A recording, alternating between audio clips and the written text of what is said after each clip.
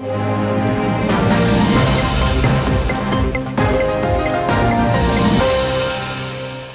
to Investors Insight, where today's topic is jobs lost, housing found. A lot going on this week and a lot to cover from last week. So Trey's going to go over the highlights from the important Fed meeting last week, and Ty will be covering housing, which continues to be a hot topic among our clients. But first, I want to go over a concerning report that came out last week before the Federal Reserve met for their annual meeting in Jackson Hole. And it was about the U.S. economy adding far fewer jobs in the last 12 months than previously reported. So last week, the Labor Department revised the job growth down by over 800,000 jobs. You can see in this chart that shows the revisions in the shaded area. The concerning part about the revision shows that the job growth wasn't nearly as strong as reported in the monthly numbers.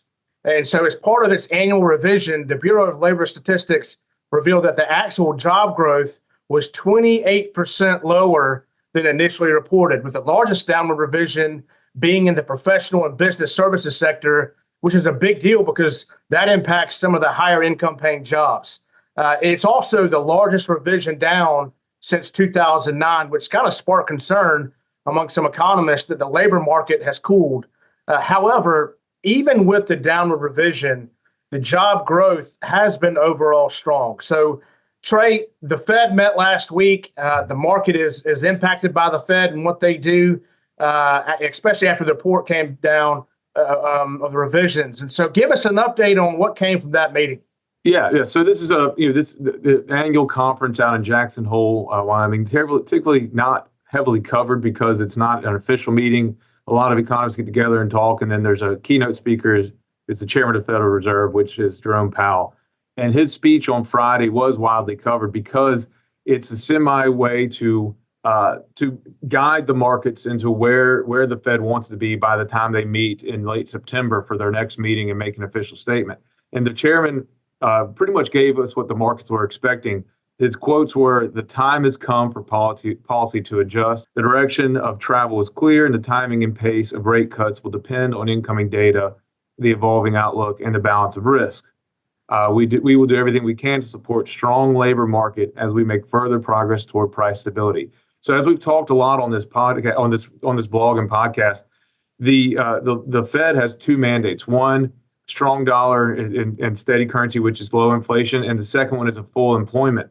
And so what's important there is you see that Jerome Powell listed employment first. For the last several years, the number one job has been bringing inflation down.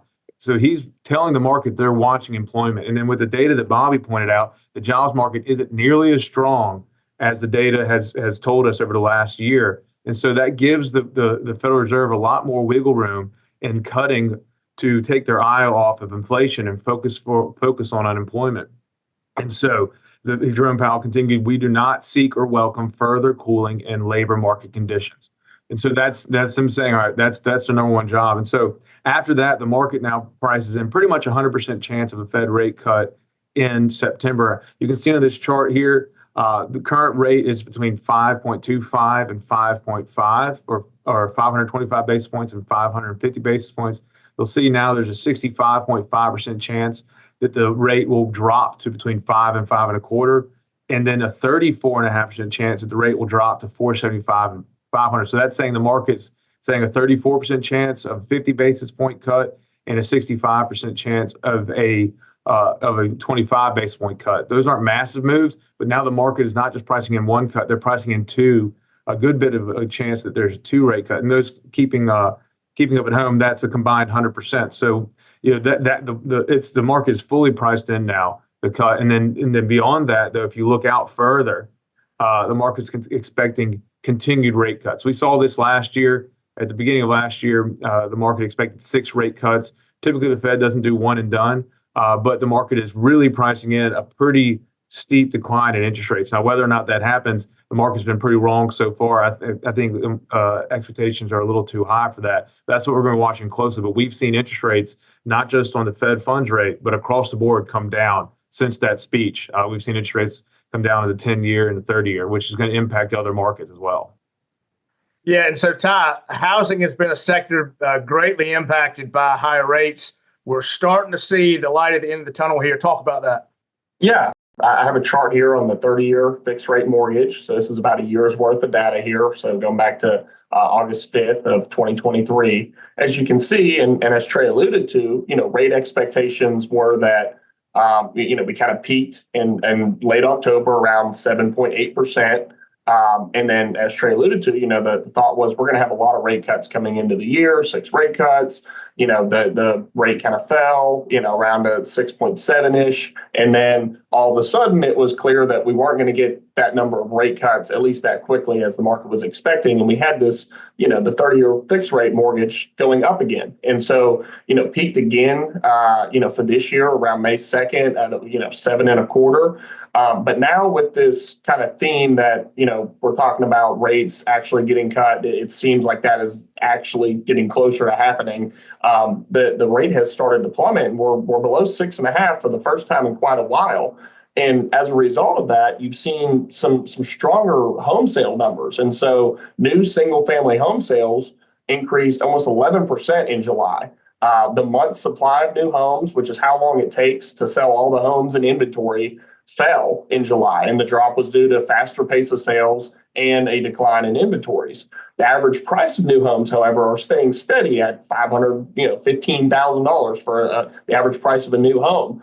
And then existing home sales, people that already own their homes and they're looking to sell, that increased 1.3% in July. So we're starting to see people kind of adapt to the housing market. That's something that we wanted to see is if rates come down, of course, we've been stagnant for a while, but as rates come down, are we going to see people start flooding the market? And it seems like that has been the case right now. We're not even, at a 5 handle. We're still at 6.5, and people are starting to come back in. So it's going to be an interesting dynamic as we see rates possibly coming down. What's going to happen here in the housing sector?